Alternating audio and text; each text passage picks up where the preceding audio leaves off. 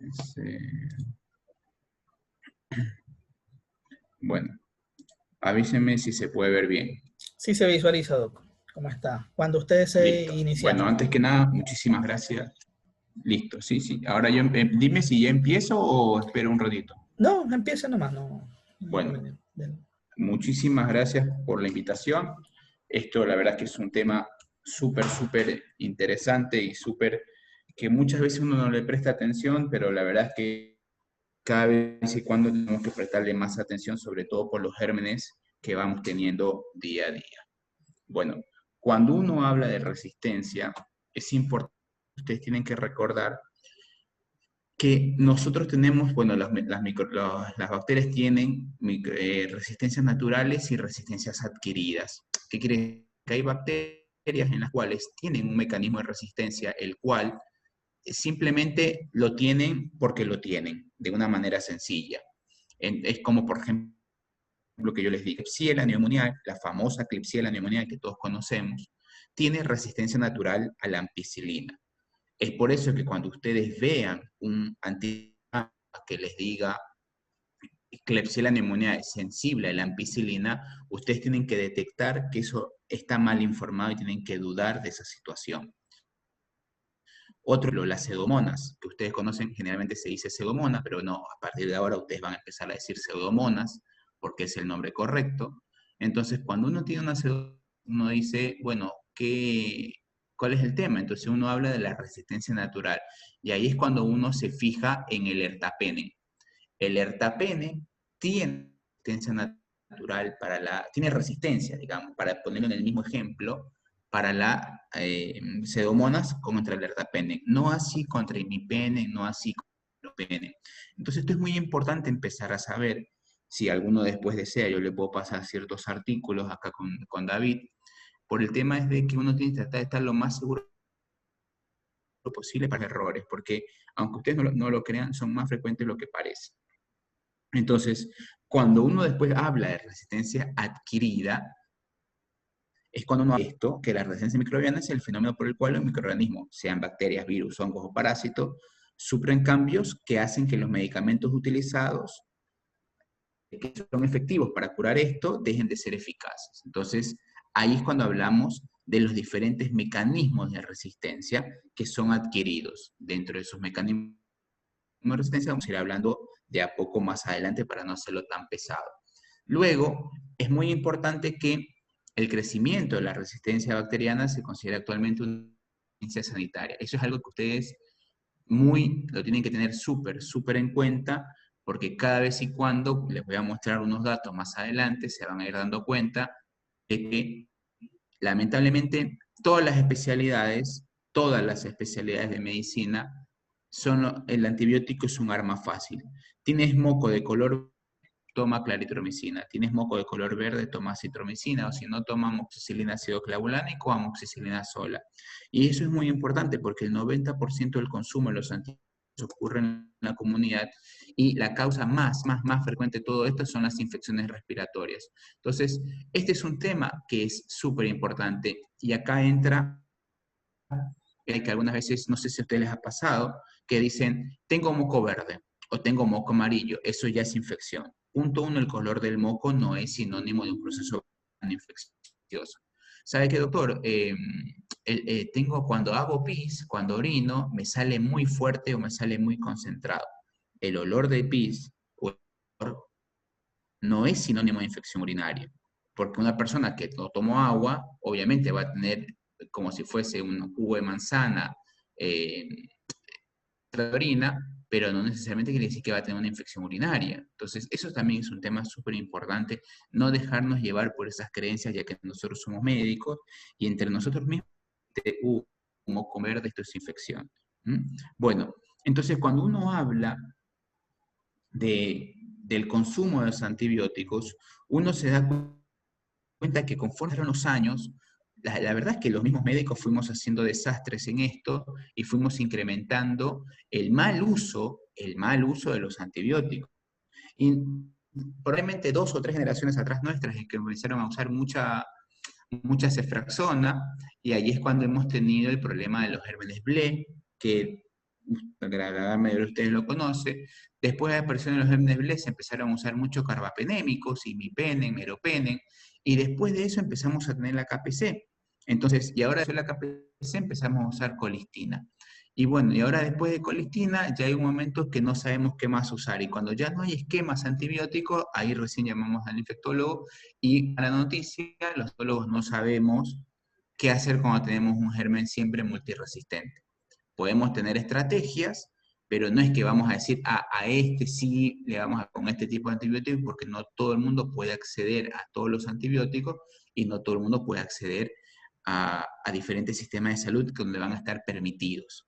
Entonces, vean ustedes que durante el año 2000 al 2010, el aumento del consumo de los antibióticos aumentó de un 36% a un 76%. Entonces, esto es un tema no menor a tener en cuenta, porque cada vez que yo uso carbapenémicos, cada vez que yo uso, por ejemplo, yo les recomiendo, si ustedes usan cefraxona, tienes que tener, o sea, razones muy, muy específicas para usar una cefraxona. Dentro de lo posible, no usen más cefraxona porque selecciona muchos gérmenes productores de beta-lactamasa de espectro extendido. Entonces, hay que tener mucho cuidado. Y otro concepto, no todo es vancomero. Si al paciente le va mal, no todo es vancomero. Como cosas que ustedes tienen que ir pensando, vamos a ir viendo cómo se va dando la charla, en ciertos parámetros para ir teniendo en cuenta.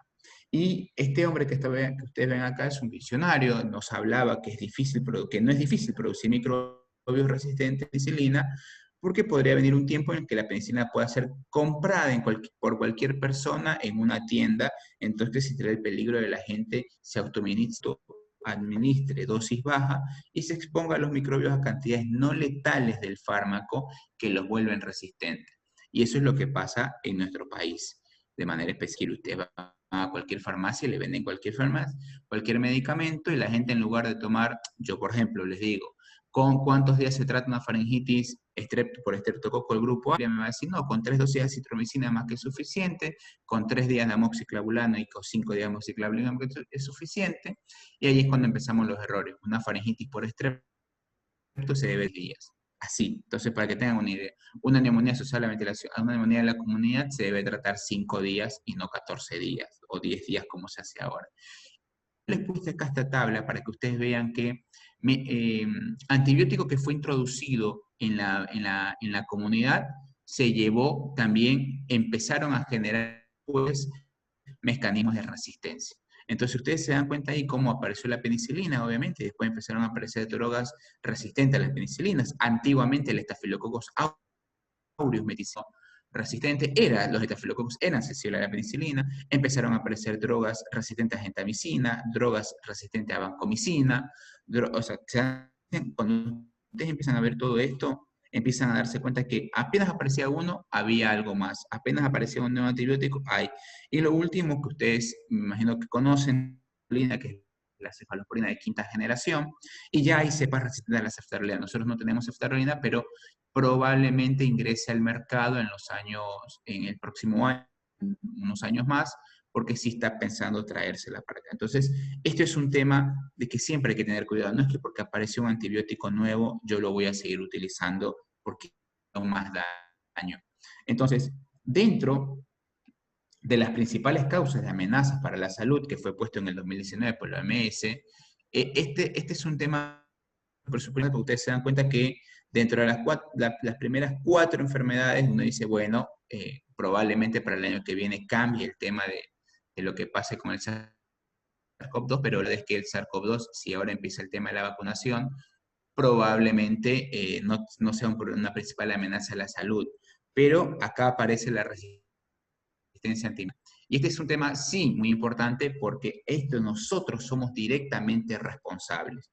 Y es por eso que en la evolución de la enfermedad de la resistencia antimicrobiana, hemos visto que han aparecido beta-lactamasa de espectro ampliado, luego aparecen beta-lactamasa de espectro extendido, aparecen las carbapenemasas, aparecen las metalo-beta-lactamasas y bueno, aparecen las otras beta-lactamasas de clase D, que se conoce como la OXA 48. Entonces, son situaciones súper importantes que nosotros mismos las hemos generado. Entonces, cuando uno habla de, de mecanismos de resistencia, yo les pido que ustedes se den cuenta de todos los mecanismos de resistencia que tiene una bacteria. Entonces, perdón un ratito. Entonces, ustedes, ¿me escuchan? Hola, hola. Sí, Doc, lo escucho. Lo escuchamos. Hola. Hola, sí, lo escuchamos, Doc. Sí, yo creo que sí me escuchan, ¿no? Sí, Porque se me puso el audio del video acá. Entonces, lo que yo le quería mostrar ahora es que todos estos son mecanismos de resistencia bacteria. Ustedes se dan cuenta acá cómo entran los microorganismos y la enzima, la forma enzimática es el mecanismo de resistencia más importante entre todas las bacterias, empieza a degradar los antibióticos y tenemos otros mecanismos de resistencia como las bombas de flujo.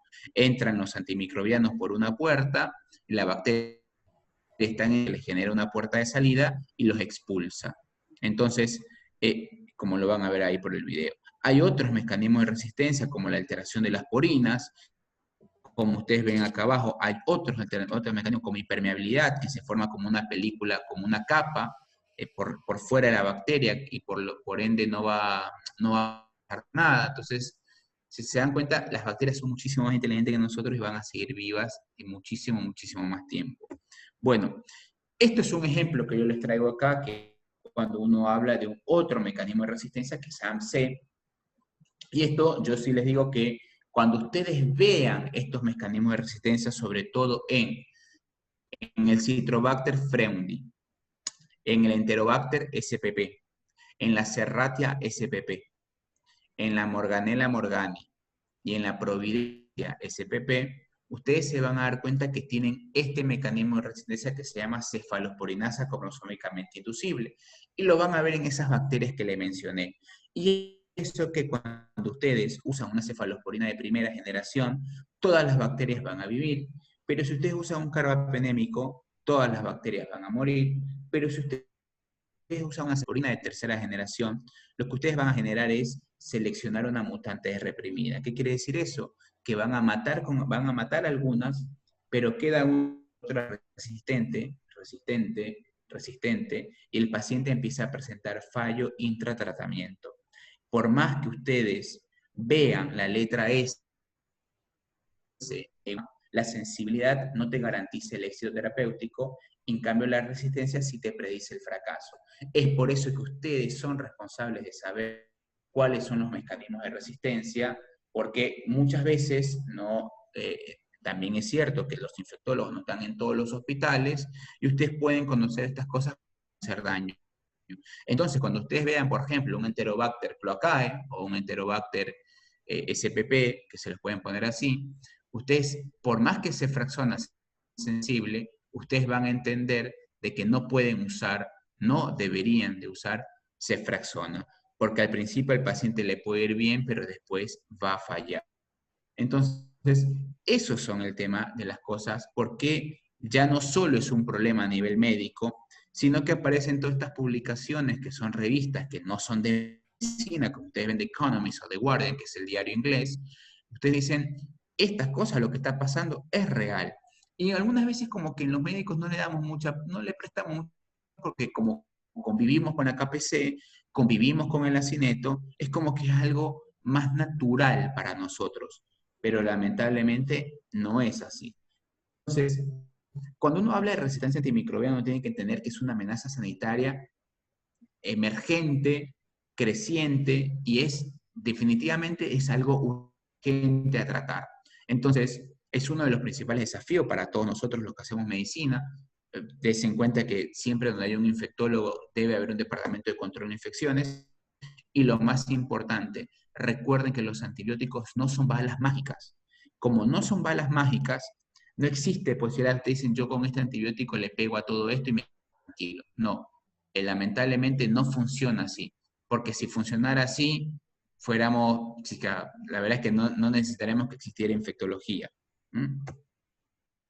Entonces, si ustedes se dan cuenta, estas cosas son las que se vienen haciendo en el mundo, ahí les he puesto con fecha todo lo que se viene haciendo en los últimos 3, 4, 5 años, y siendo un problema de salud mundial, y por eso es que existe una agenda para el año 2030, a ver qué se puede hacer. Entonces, debemos generar un plan de acción, debemos de generar cosas para los conocimientos en materia de resistencia. Esto es una de ellas. Si ustedes no conocían lo que es la cefalosporinasa cromosómicamente inducible, bueno, tienen que ir a buscar ahora, tienen que ir a leer los KPC, reforzar la vigilancia y la investigación, reducir incidencia de infecciones, saber cómo tratar, olvidarse de la famosa tabla del 7. No sé por qué en algún momento de la vida habló de la tabla del 7 y que si tienes un cuadro clínico medianamente leve, 7 días, si tienes algo un poquito más fuerte, 14 días, un poquito más fuerte, 21 días.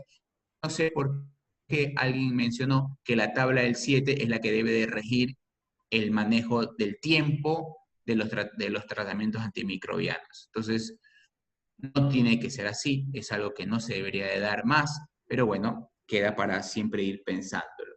Entonces, ustedes saben que hay Semana Mundial de la Concientización de los Antibióticos, la vigilancia, todas las cosas que se vienen haciendo a nivel del mundo para esto. Y esta tabla también se las traje, que es muy importante, que la Organización Mundial de la Salud menciona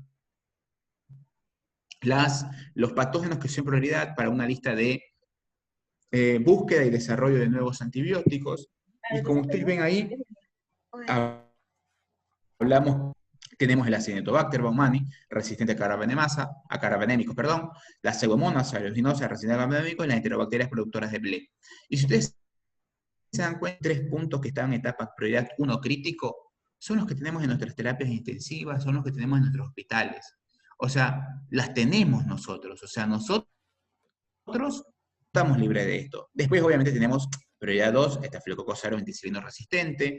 Acá no se ve mucho enterofaecio, pero sí hay, y esto es mal uso de la vancomicina. Ustedes tienen que tratar de acostumbrarse a no utilizar vancomicina todo un tiempo de tratamiento.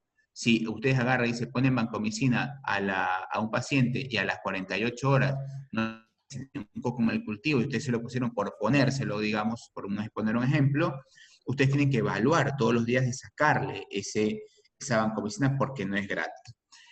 Cuando uno habla de los impactos económicos de esto de aquí, que esto es un tema no menor, bueno, ¿qué pasa? Los Estados Unidos manejan un poquito mejor estas situaciones de los datos, a nivel de Ecuador es un poco más difícil poder contar con los datos, y ustedes se dan cuenta que una infección, por ejemplo, asociada a un catéter, una línea venosa central, digamos, y sobre todo por un estafilococcus aureus, va a costar para el 2012, esto es 2012, costaba, salió publicado en 2013, costaba alrededor de $45.000. ¿Ya? Promedio. Y te producía una estancia hospitalaria de más o menos 10 o 4 días. Entonces, si ustedes se dan cuenta, una infección social del tracto urinario, todas tienen un costo por episodio. Entonces, la resistencia a los médicos prolonga la estadía hospitalaria, incrementa los costos médicos y aumenta la mortalidad. Y muchas veces, por eso que dicen, no, el antibiótico es tan caro, los antibióticos no terminan siendo caros si uno no toma todas las medidas necesarias a tomar en cuenta para poder contrarrestar todo lo que sea luchar contra la antimicrobiana. Una carbapenemasa no detectada incrementa la mortalidad, esto es un resumen de todos esos artículos que ustedes ven ahí, incrementa la mortalidad del paciente en un 20-40% debido a un tratamiento subóptimo. Entonces, este es un tema no menor a tener en cuenta. Ahora las conocemos como superbacterias y se cree que para el año 2030 van a haber más muertes por infecciones por gérmenes multidrogoresistentes que por cáncer, para que tengan una idea de lo que pasa en el mundo. Y entonces, y esto no es un problema solo de nosotros. Ustedes pueden ver acá lo que ha pasado en Europa, lo que pasa en Grecia, lo que pasa, bueno, en Países Bajos, en Dinamarca, que vienen aumentando los casos en todo el mundo. O sea, no es algo que solo nos pasa a Latinoamérica. ¿Cuál es la diferencia entre países del primer mundo y países del tercer mundo? El acceso, no solo a las medidas de prevención, sino que el acceso a todas las drogas que ellos puedan tener como los nuevos antibióticos para tratar estas infecciones. Entonces, ¿qué pasa en Ecuador? Nosotros en Ecuador tenemos un pequeño trabajo, las hermanas Soria Segarra hicieron un estudio, y la verdad es que es lo mismo que pasa en el mundo.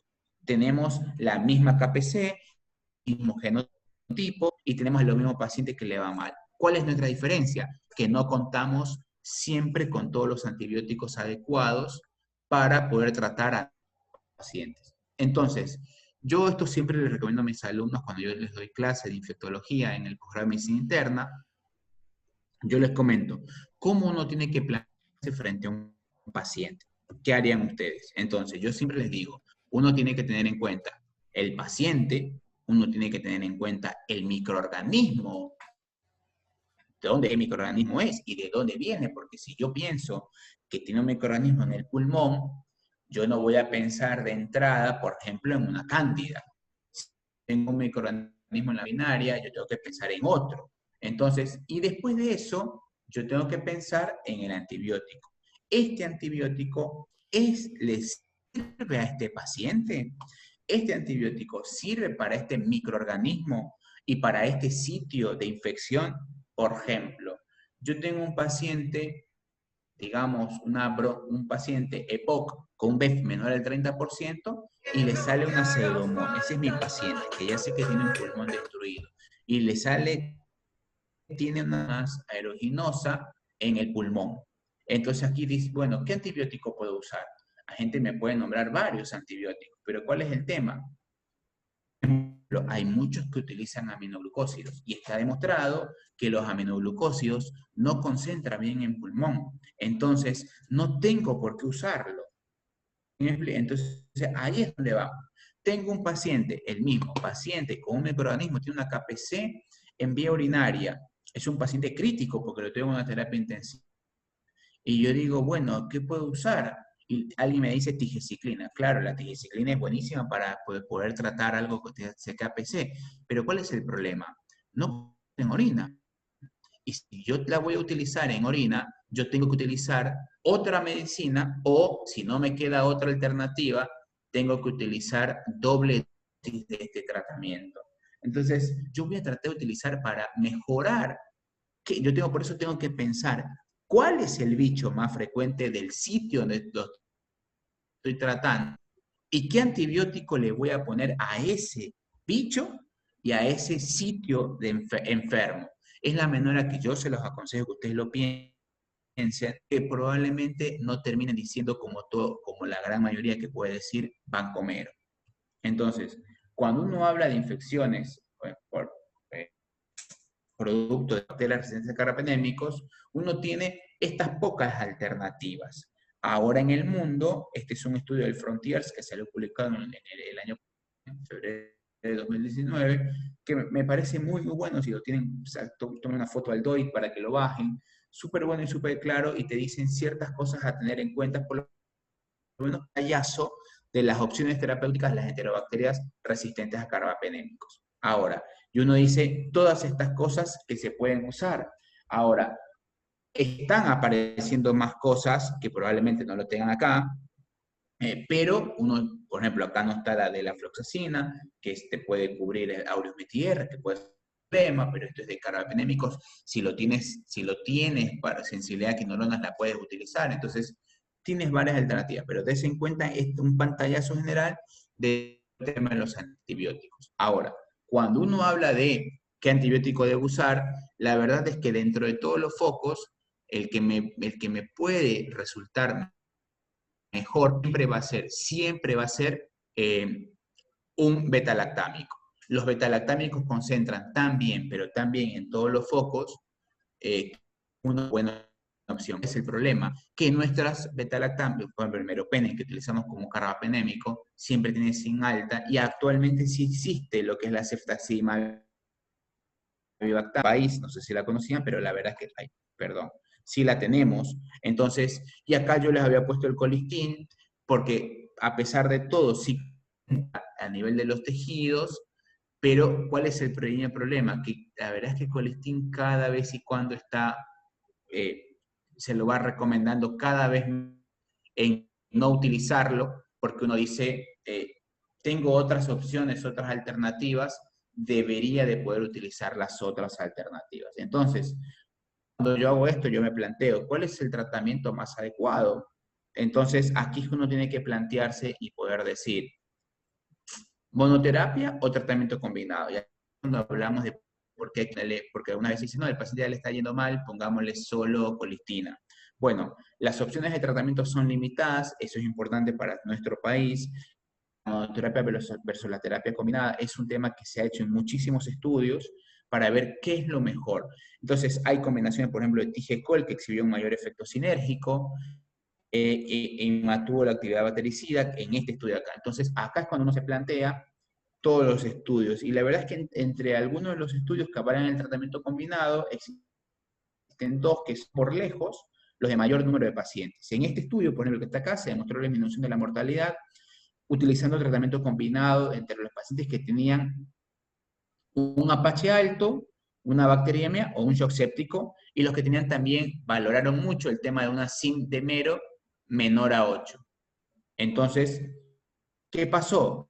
Vieron que la tasa de mayor mortalidad fueron en los que tenían bacteriemia, como ustedes lo ven acá, en la primera línea, y los que tenían también neumonías. Entonces, esto es un dato interesante. ¿Por qué? Sí, y otra cosa, perdón, otro dato que no es menor de este estudio es que si los combinaban, una terapia combinada, con un carbapenémico, como ven acá, en estas líneas, la verdad es que tenía bastantes buenos resultados sin necesidad de combinar 3 drogas, por los cuales podrías tener mayor efecto adverso de drogas. ¿Y cuál es el tema este? Entonces se evidenció que el tratamiento combinado es muchísimo mejor, es mucho mejor en los pacientes críticos. Ahora vamos a seguir viendo. Entonces, hay este estudio que aparece acá, que es el Increment, que también se los pido que se lo bajen, que es muy bueno, muy recomendado, porque te ubica en ciertas cosas. Entonces uno dice, eso aparte es un estudio más largo que hay, y era bacteriemia por las enterobacterias productoras de carapenemasa. En un subgrupo de análisis de esto de acá se demostró que el tratamiento no mejoraba la supervivencia, excepto en los pacientes críticos.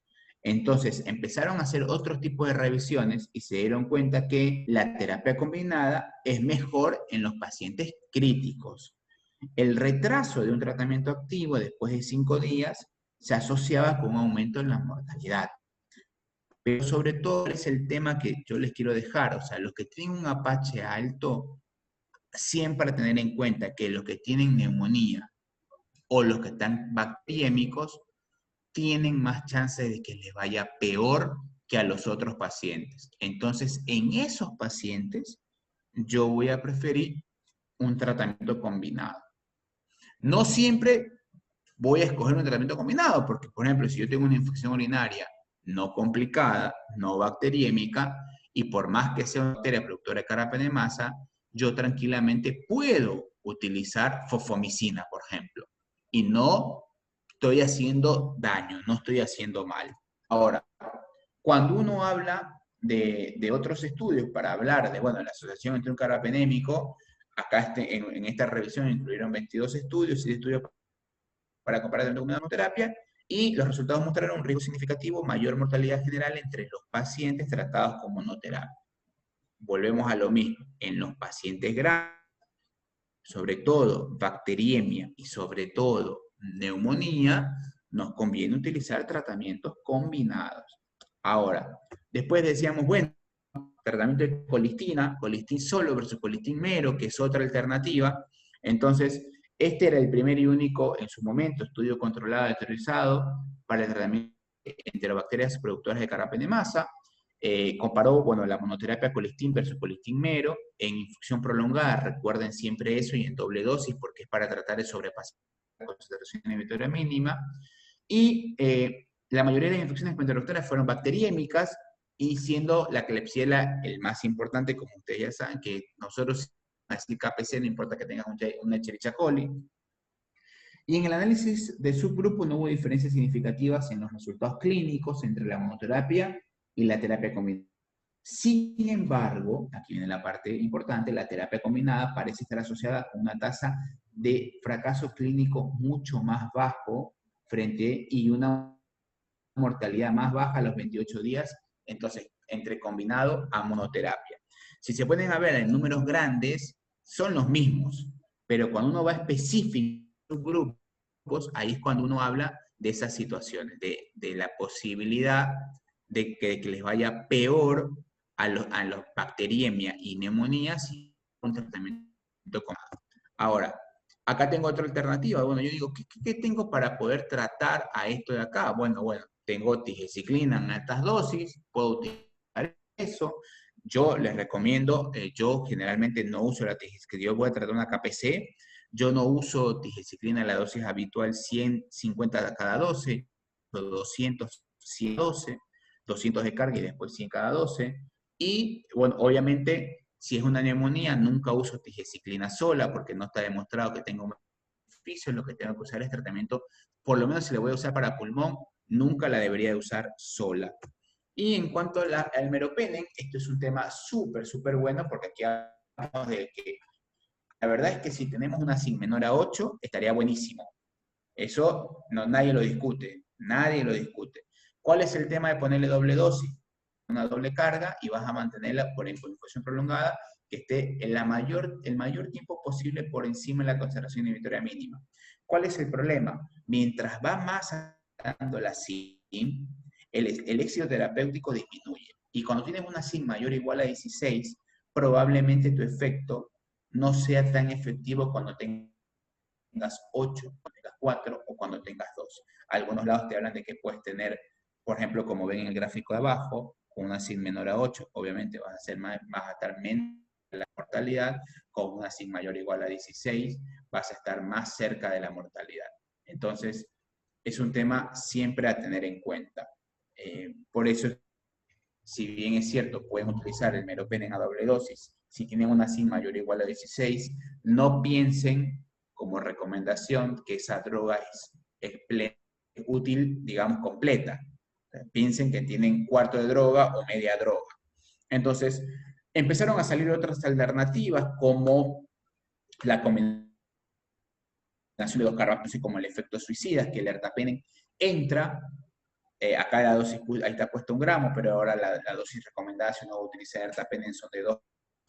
Y hace que el ertapenem entra, distrae a las carbapenemasas, y cuando las distrae, el meropenem tiene vía libre para poder actuar. Entonces, el ertapenem va y se inmola por todos para tratar de que el meropenem pueda tener vía libre para poder trabajar. Y bueno, y cuando uno habla de los neurobióticos, tenemos todos esto de acá. Tenemos, bueno, las combinaciones altas dosis de tigecyclina, alta dosis de infusión de carbapenémicos, ceftazidimab y bactam, meropenem y bactam, tenemos imipenicina, cilastatina, barbobactam, tenemos plasomicina, tenemos everaciclina, o sea que tenemos algunas alternativas, tenemos también cefepime, que es otra alternativa muy, muy válida, que eso todavía no la tenemos acá y esperemos que en algún momento llegue, esto está recién en Estados Unidos.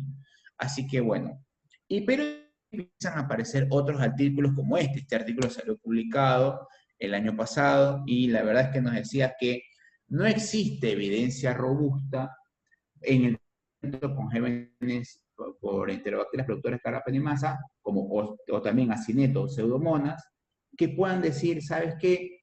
Este es el mejor tratamiento combinado o en monoterapia. Entonces, uno empieza a hacer lo que va viendo y lo que va aprendiendo, pero de forma grosera, si bien aparecen estos artículos, mi recomendación es que si ustedes tienen un paciente con una neumonía, una bacteriemia, no utilicen monoterapia. Ahora, empiezan a aparecer nuevas cosas. Esto es fresquito, está publicado en agosto del 2020, y es una recomendación se reunieron unos expertos de la ITSA, la Infection Disease Society of America, y empezaron a sacar nuevas cosas, y empezaron a decir, bueno, mira, cuando uno, y de ellos te decían, de verdad que de tratamiento no hablamos, porque no hablan de tratamiento empírico, pero te daban esta recomendación y te decían, tener en cuenta la infección previa, o sea, si tuvo una infección, qué tipo de infección tuvo, qué es el que tuvo, qué sensibilidad tuvo en los últimos 6 meses. Si tuvo exposición antimicrobiana previa en los últimos 30 días de antibióticos, porque pues, si tú me dices, ¿sabes qué? Yo vengo tomando los últimos 10 días, vengo tomando amoxicilina ácido clavulánico y tengo un absceso, lo más probable es que ese absceso haya desarrollado, el germen haya mecanismo de resistencia y ahora tengo un germen ble. Entonces le vas a poner IMI o mero. Y que la duración de tratamientos prolongados no son más necesarios. Y en resumidas cuentas, cuando uno lee la guía, que se la recomiendo que se la lean, que está, la verdad es que bastante bien y no es tan larga. Uno de los problemas de las guías de la ITSA es que son realmente pesadas y tediosas. Personalmente prefiero las guías europeas, pero bueno, es para tener de referencia y te dan unas tablitas que te empiezan a mencionar cuáles son las otras alternativas que puedes tener. Y hay que tener mucho cuidado, porque uno dice, por ejemplo, tengo una cistitis, y acá te dice antibióticos recomendados como terapia, como opciones de tratamiento por sospecha o confirmación de enterobacterias productoras de BLE. Entonces uno dice, si yo tengo BLE, una beta-lactamasa espectro extendido, yo tengo que entender que me va a afectar todos los beta-lactámicos. Entonces, ¿por qué acá me ponen amoxiclavulánico? Entonces uno piensa, y cuando uno estudia la farmacocinética, la dinámica, sabe que si no tiene otras alternativas, los beta-lactámicos concentran tan bien, pero tan bien que pueden sobrepasar la concentración inhibitoria mínima de algunas enterobacterias y de otros bichos. Pero ellos lo ponen como recomendación teniendo en cuenta esto, pero no es que se las juegan a, ¿sabes qué? Entonces yo les recomiendo de forma grosera y para hacerlo mucho más sencillo, que hagan simplemente el tema de tratar de buscar otras opciones. Entonces te dan unas tablas, te dan algunas opciones, siempre tengan en cuenta estas situaciones de acá, para tratar una cistitis, para tratar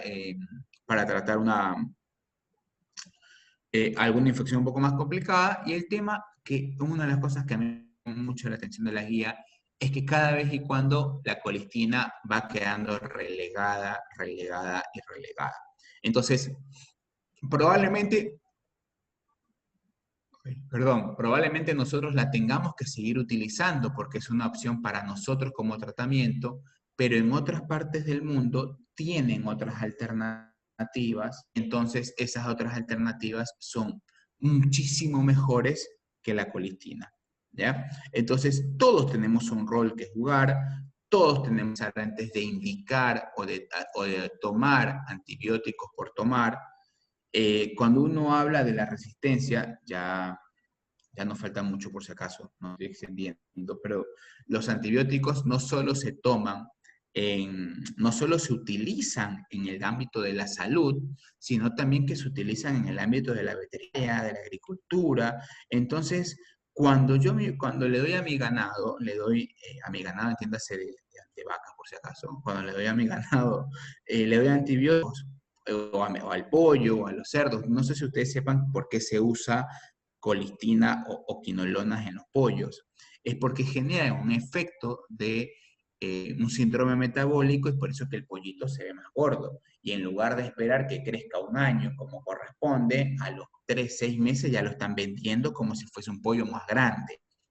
Entonces, eso genera un efecto nocivo y letal que podrá llegar a tener para nosotros. Entonces, no es un tema menor. Y para que estén idea ustedes, en el año 2016, esto fue hace algunos años atrás, pero no tanto, se vendieron 2.800 toneladas de colistina a Vietnam, Corea del Sur, Rusia, México, Colombia y Bolivia para uso de la agricultura, digamos. Entonces, es un tema, bueno, ¿qué pasa en Ecuador? Ya que estamos hablando acá de cosas, no solo veamos lo de afuera, veamos qué pasa en Ecuador. Nuestro primer caso de Klebsiella pneumoniae productora de masa fue en el 2010, fue hace 10 años atrás.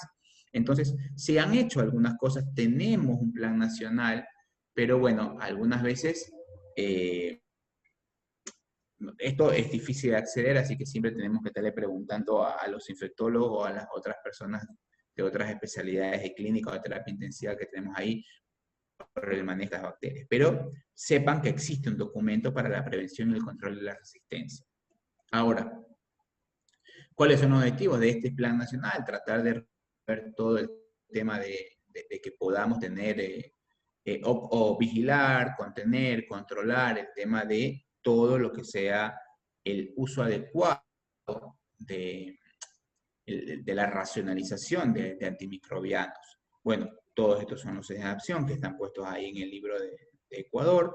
Y un dato interesante que se hizo en Ecuador, perdón, esto fue en febrero del 2019, ustedes pueden ver acá que se sacó la colistina de agrocalidad, del departamento de agrocalidad, sacó colistina para no tenerla que usar en animales. Entonces esto es algo súper, súper bueno que se hizo como política de Estado, que es un tema, ¿no?, siempre a tener en cuenta, porque uno dice, bueno, ¿qué hay que hacer?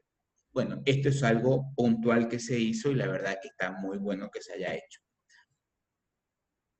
Tendremos éxito. El éxito en controlar la resistencia antimicrobiana en muchos países ha sido el trabajo multisectorial, no solo depende de los médicos, pero des en cuenta que los médicos somos los que peores, bueno, no puedo decir el infectólogo, pero casi la gran mayoría de especialistas, no todos, indican de forma adecuada el tema de los antibióticos. Esta foto que ustedes ven allá es una foto en un país, no es acá en Ecuador, pero uno la podría extrapolar tranquilamente con la bahía de nuestra ciudad que ustedes conocen, cómo se comporta, y de que uno pudiera conseguir medicamentos de todo tipo, de todo tipo. Bueno, ¿qué puedo hacer yo?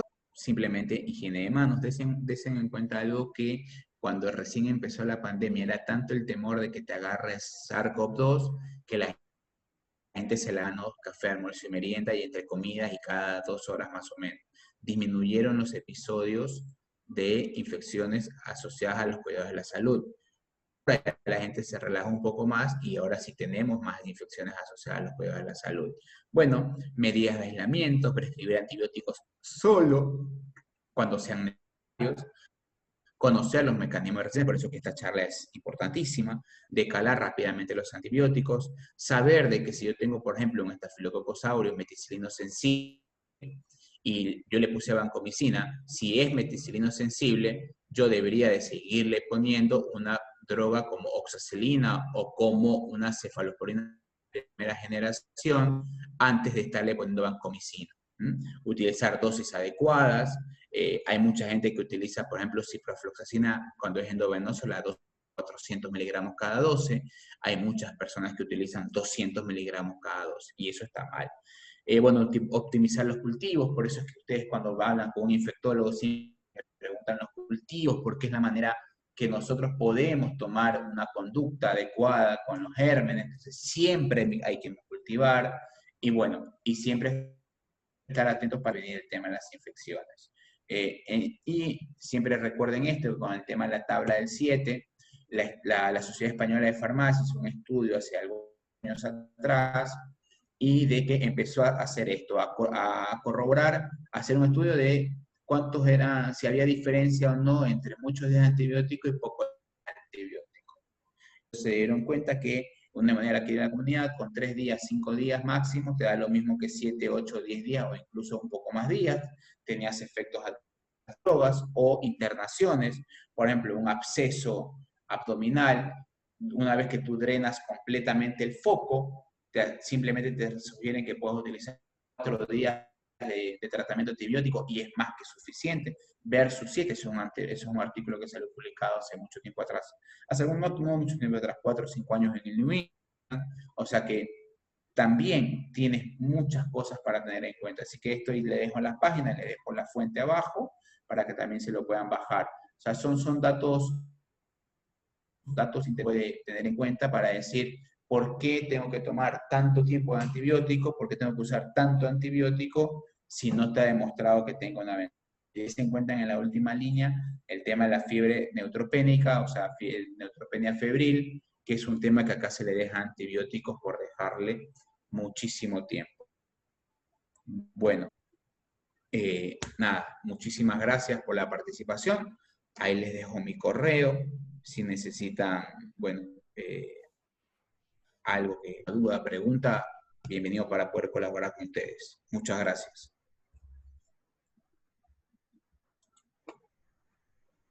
Doctor Andrés, muchas gracias por su exposición, una brillante exposición sobre las políticas adecuadas y el uso racional de antibióticos. No sé si alguien del los que se encuentran dentro del chat, los participantes tienen alguna pregunta para el doctor. Si no, daríamos por terminado las charlas del día de hoy, ¿no? Agradeciéndole nuevamente, doctor, esperando contar con usted el día viernes para las siguientes charlas, ¿no? Listo, sí, sí, ahí nos vemos el día viernes. Listo. Un gusto. Cuídate mucho. Chao, David. Cuídese mucho. Pase bien, gracias. Gracias.